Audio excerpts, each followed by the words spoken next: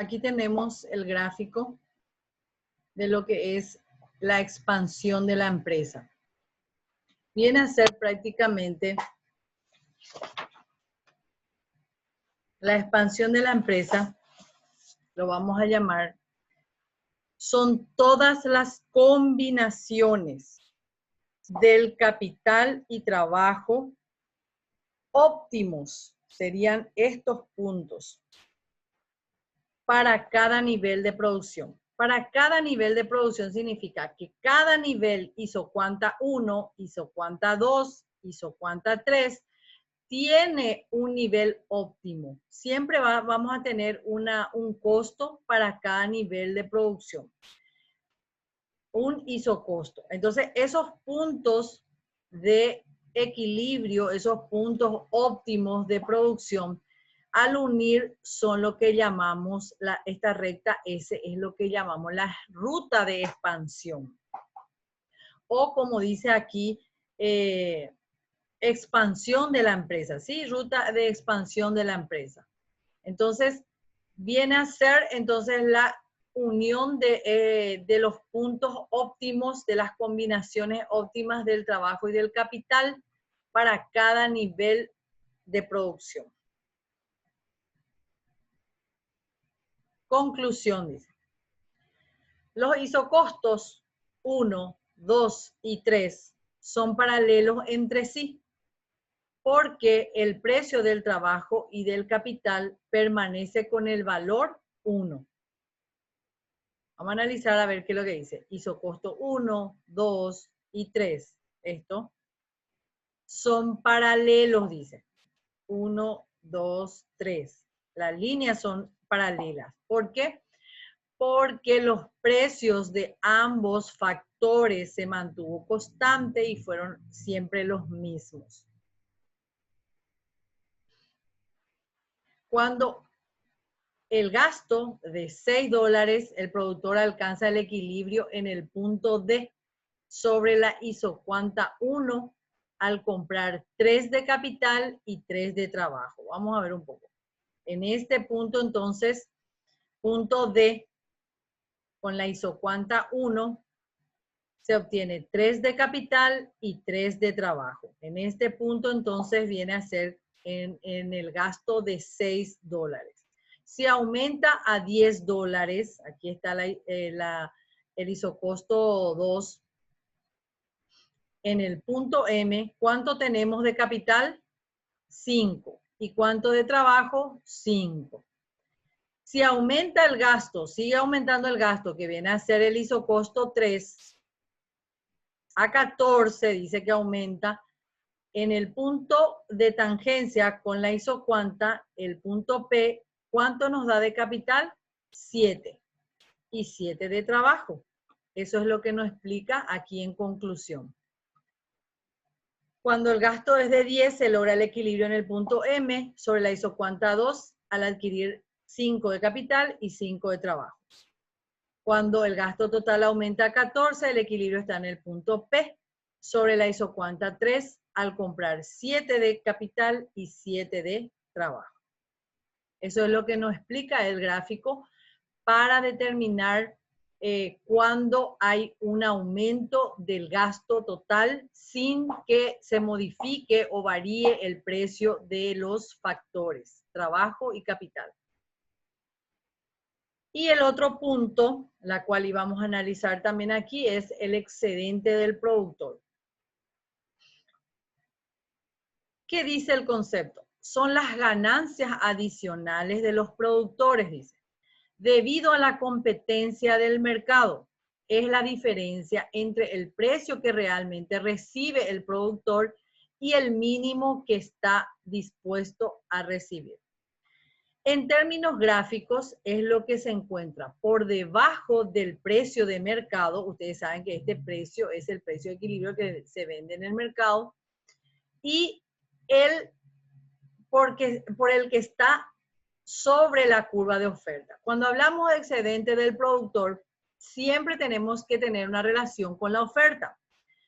Entonces, esta es la curva de oferta que está por debajo y por encima de la curva de oferta y por debajo del precio de equilibrio. Este triángulo es lo que se llama excedente del productor.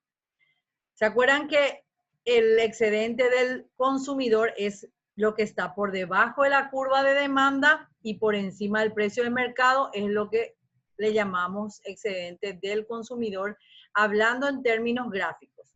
En este caso es lo que está relacionado por encima de la curva de oferta y por debajo del precio de mercado. Por eso está marcando de esta forma. Vamos a ver un ejemplo. El excedente del productor lo utilizan las empresas para analizar cuánta producción les conviene fabricar. Por ejemplo, si a un vendedor le cuesta producir un bien que tiene de costo 150 euros, a él le costó producir 150 y lo vende en el mercado a 200 euros. Tendrá un excedente ¿de cuánto? De 50. O sea que le conviene producir entonces ese producto.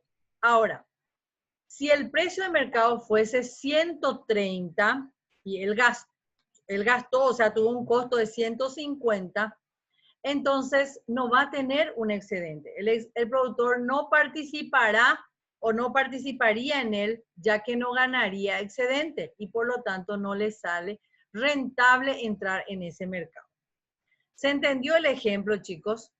O sea que yo, productora, si gasto en esto para producir, me cuesta 500.000 y se vende en el mercado 300.000, ¿les parece que me conviene o no producir? ¿Voy a tener o no excedente?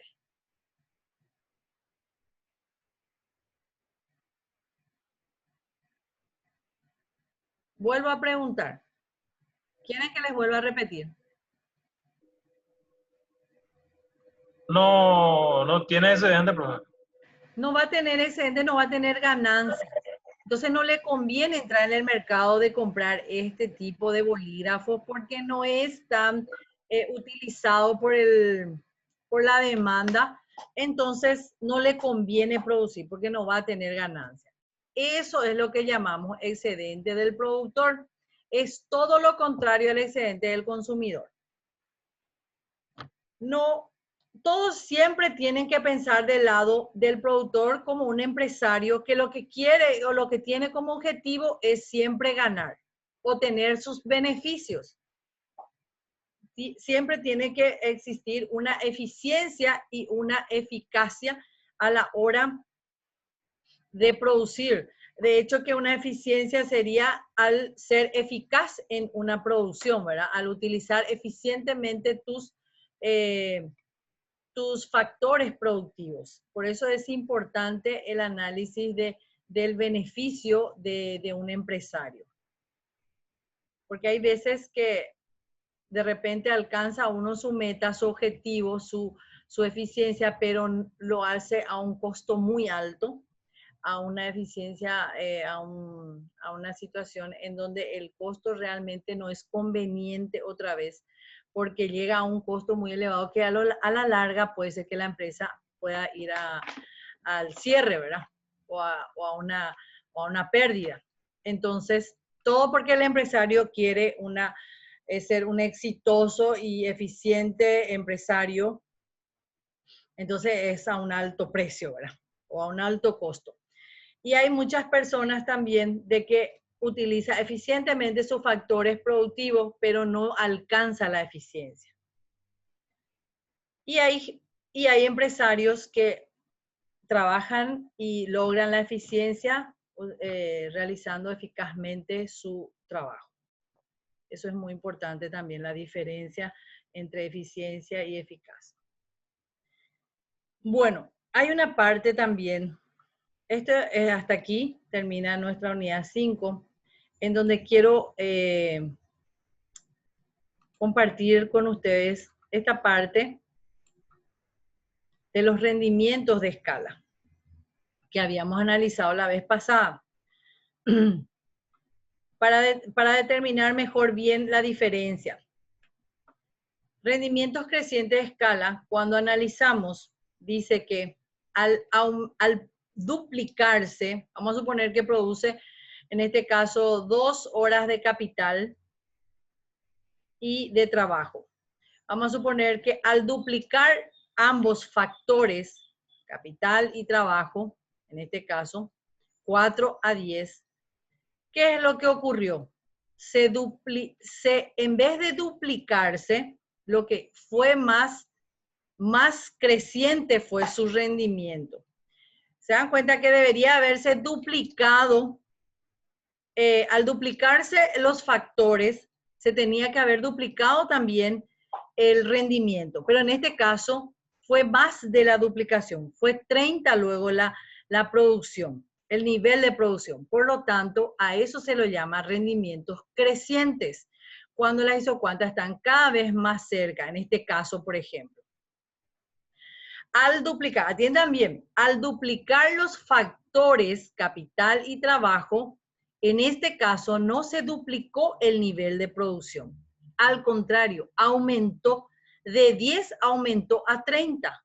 ¿Y dónde quedó el nivel de producción de 20? Por debajo. ¿Por qué? Porque aquí creció más de la duplicación de esos factores. Por eso es creciente. Es mayor el rendimiento o el nivel de producción que de la duplicación de los factores. Y en este caso, cuando es un rendimiento constante y se dan cuenta que la proporción es en proporción más relacionada, porque aquí, por ejemplo, se duplicó también. Y entonces se duplicó en la misma proporción el nivel de producción. Se volvió a duplicar y se volvió a duplicar el trabajo, el nivel de producción en la misma proporción. Por eso los rendimientos son constantes, porque aumenta. Al duplicar los factores productivos, también se duplican los niveles de producción. Y las isocuantas guardan la misma distancia, dice. Se van en esta misma proporción. Eso es lo que quería explicarles mejor que la vez pasada. Y que en este caso, por ejemplo, cuando es decreciente, ¿qué pasó aquí? En este caso, por ejemplo, al duplicar, a ver,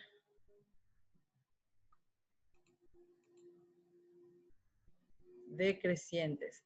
Sí, al duplicarse, aquí tendría que haber sido de 10, tendría que haber sido 15, por ejemplo.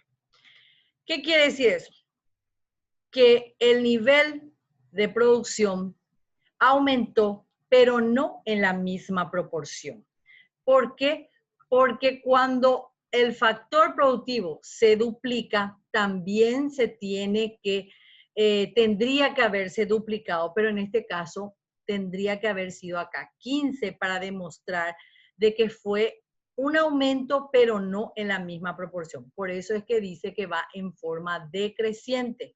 Y el nivel de producción se quedó, tendría que haber sido en este punto más alto, donde realmente tendría que haber sido la mayor producción al duplicar los factores productivos. En este caso yo creo que tendría que mejorarse las cantidades de producción.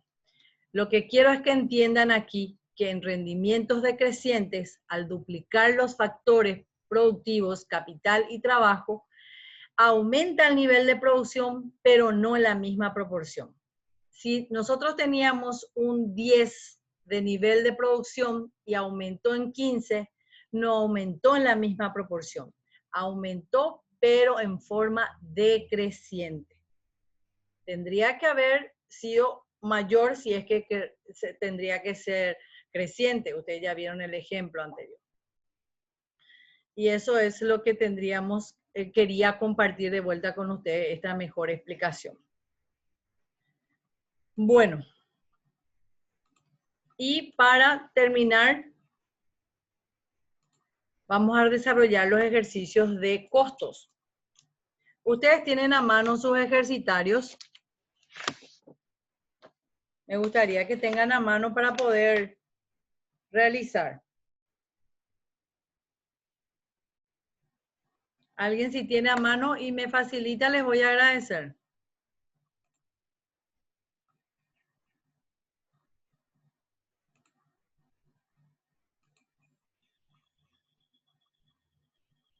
¿Me están escuchando? Necesito que tengan a mano su calculadora.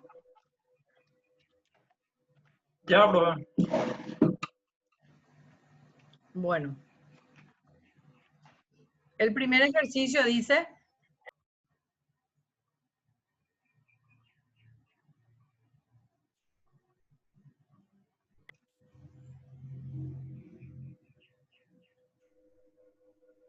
¿Querés que te lea, profe? sí, Complete los datos faltantes de la siguiente tabla correspondiente a la producción de una fábrica de zapatos, sabiendo que la misma incurre en un costo de $100, esté produciendo o no. esté produciendo o no. Sí. ¿Qué le parece ya que es ese costo? Por más de que produzca o no produzca, él tiene ese costo. ¿Qué viene Fijo. a ser eso? Costo fijo, pues. Costo fijo. Entonces, eso vas a poner en la casilla donde tenés costo fijo total. Costo fijo total. Sí, ahí va a ir todito 100. Porque para cada producto total, su costo fijo es 100. Sí. ¿Y el costo total? ¿Cómo se halla el costo total? Noemí, ¿vos no te acordás cómo se halla el costo total? Costo fijo menos costo variable, ¿no? ¿Verdad? ¿Cómo? Se suman. Costo variable más costo fijo es el costo total. ¿Está? La suma de ambos. Directo se suma, ¿no? ¿Eh? ¿Cómo? Se suma nomás entonces. Se suma nomás. Se suman costo variable con costo fijo. Sí. Y ahí ya tenés el costo total. Solamente eso es el primer ejercicio. Ya. Bueno, el segundo ejercicio es lo que voy a explicar.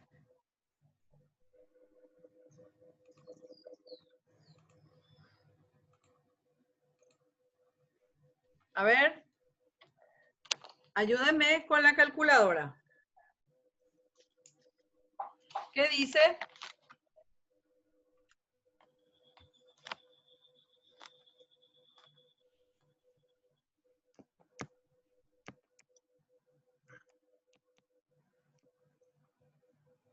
¿Qué dice Francisco? Te leo. La empresa NN consume 60 kilowatts, no sé qué dicen. 60 kilowatts. Ah, y 3 horas de trabajo para fabricar una unidad de producto. Además, paga en concepto de alquileres de local e impuesto inmobiliario la suma de $400. $400 dice. Que paga por impuesto inmobiliario. Impuesto inmobiliario. Eso sí o sí lo ya tenés que pagar. Después dice el costo de kilowatt es $0,5 y el costo de la hora de trabajo es de $10. Cada producto se vende en el mercado a un precio de $100. Bueno, dice que el precio del kilowatt es 0,5, entonces consume 60, por lo tanto multiplicamos por el costo. ¿Cuánto me dais?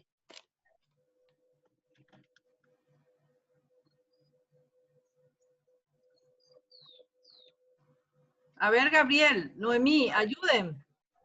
36, ¿puede ser? Ah, pero no, está mal. Está mal. Está mal. 30. 30. Y dice que el costo de la hora de trabajo es de $10. Entonces multiplicamos por 10, que dice que trabaja 3 horas, ¿verdad?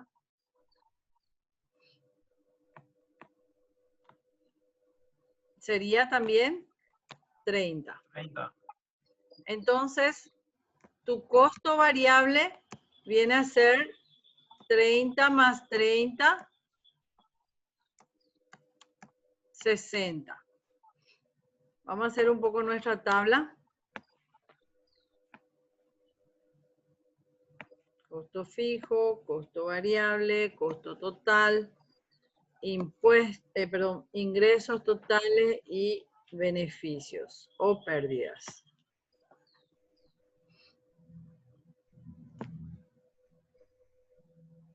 Unidades de productos. Vamos a ir calculando. Costo fijo. ¿Cuál te parece que ya es tu costo fijo, Francisco? Espera que te voy a decir.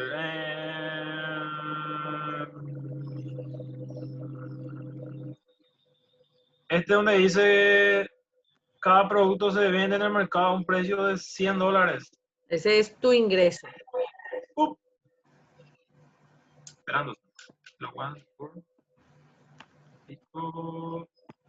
cobra más.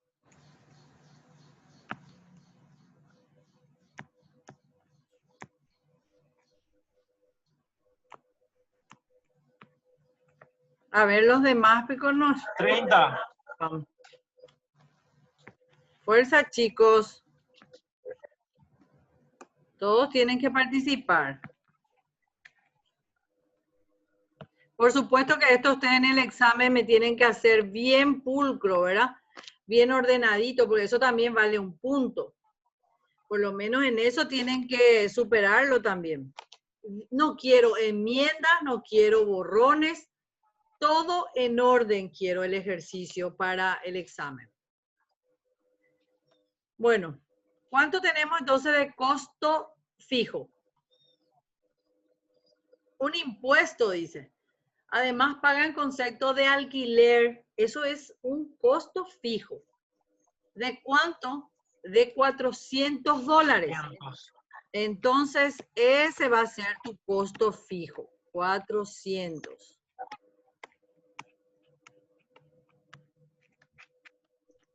Costo variable nosotros ya hallamos. ¿Cuánto nos salió? 60. 60. Todos estos cálculos auxiliares también quiero ver en el ejercitario del examen. Bueno, entonces 60 por unidad de producción 1 es 60. Por unidad de producción 10, ¿cuánto viene a ser? 60 por 10 me va a dar 600, ¿verdad? 60 por 20, 1200. 60 por 30, 1800. Y por 40, 2400. ¿Captaste, Francisco? Sí, profe. El costo total es la suma. 460. Después, 1000. 1600. 2200. 2800. El ingreso. Estuvimos hablando de que hay un ingreso. Se vende en el mercado a un precio de $100, dice. Entonces, la primera unidad del producto multiplicado por el valor es 100, ¿verdad? 100 por 10, 1000. 1000. 100 por 20, 2000. 2000. Por 30, 3000 y 4000. Y beneficios o pérdidas ya sabemos cómo se determina. Es el ingreso menos los costos totales. Ingresos totales menos costos totales. Entonces va a ser 100 menos 460. Va a ser menos 360. Ahí ya tiene una pérdida. 1000 menos 1000, 0. Ahí no pierde ni no gana. Aquí 2000 menos 1600 es 400, pero ya positivo, porque su ingreso es mayor que el costo. Aquí tenemos otro beneficio de 800. Y por último sería un beneficio de 1200. Todo esto ya sabemos que es positivo y aumenta debido a que el ingreso es mayor que los costos. Y solamente es eso el ejercicio número 2. ¿Alguna pregunta? No, profe. Ok. Ahora, ¿qué dice el ejercicio?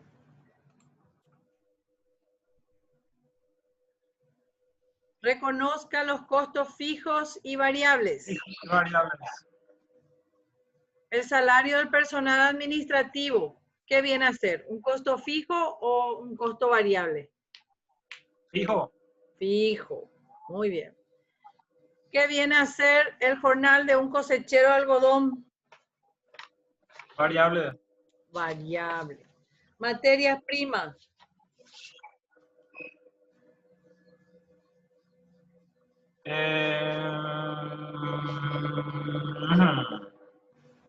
Variable, profe. Variable. Todo depende de la producción. Impuestos. Inmobiliario de la fábrica. Fijo. Factura utilizada para la maquinaria de la producción. Variable. Variable, ¿por qué? Porque dice utilizada para la maquinaria de la producción. De acuerdo a la producción, cómo va evolucionando la empresa, es lo que se utiliza la factura de electricidad. Si no te decía de acuerdo a la producción, entonces ahí va a ser un costo fijo. Internet con factura fija.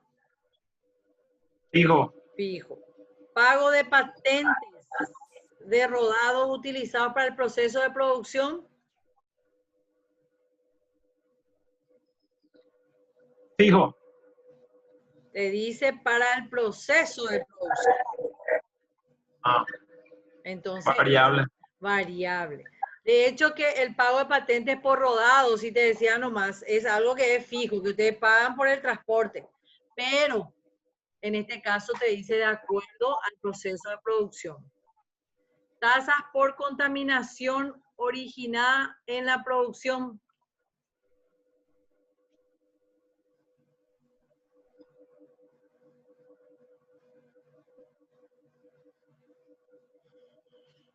Variable. Variable. Depreciación de las maquinarias cuando las causas es la cantidad de producción. Variable. Variable. Ok. Está entonces.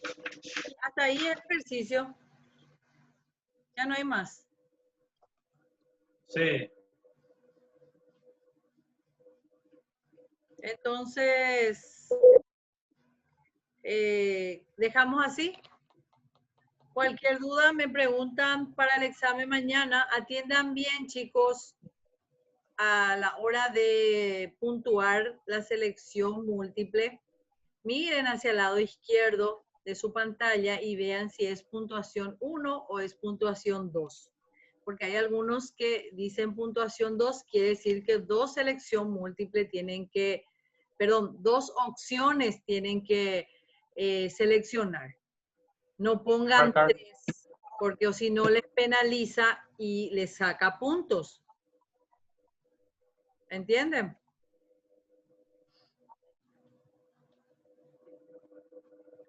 Bueno, cualquier duda. Ya, gracias, profe. Me avisan en el grupo. ¿Está?